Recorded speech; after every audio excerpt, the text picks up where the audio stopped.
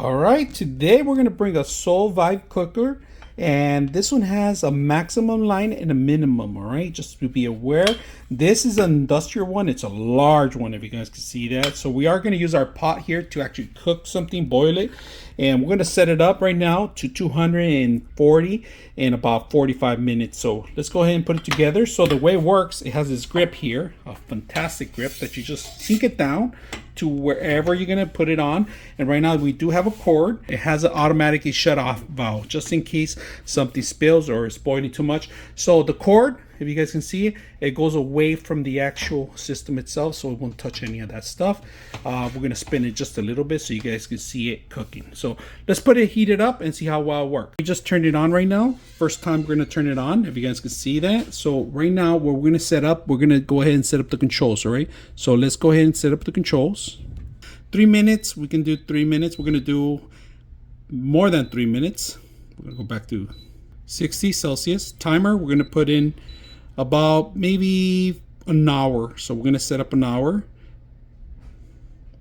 60 minutes. 60 minutes, and now you gotta do is hit play, and it starts boiling immediately.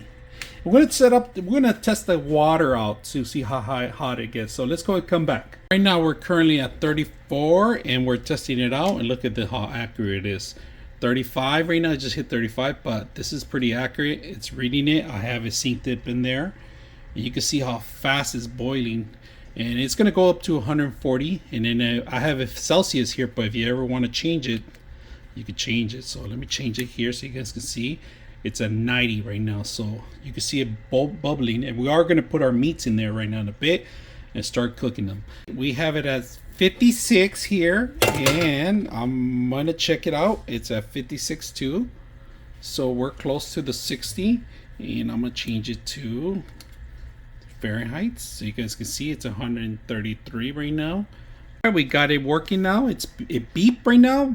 As soon as it hit the 60, it started beeping. So as soon as you hit the actual mark, it starts the timer, 60 minutes. All right, so we're gonna slowly put it in, all right? And I don't have a food processing machine or anything, but recommendation, if you don't, put a metal clip in here. Make sure that the meat is nice and getting the actual heat, and this is gonna circulate the heat around the actual meat. All right, we're cooking it right now. I took enough air, but there's still an air bubble here, but don't worry about it. Just make sure that the meat is all the way down, and add some more water if you have to. You can put it to the maximum, but if you do, it's gonna probably shut it off and start again. So just make sure that you have enough water and let it boil, and it's gonna circulate the water. It's right now it went down a couple of degrees, but because of the coldness, but it's gonna start again, and it's looking well. So after an hour in there, it looks well made in here.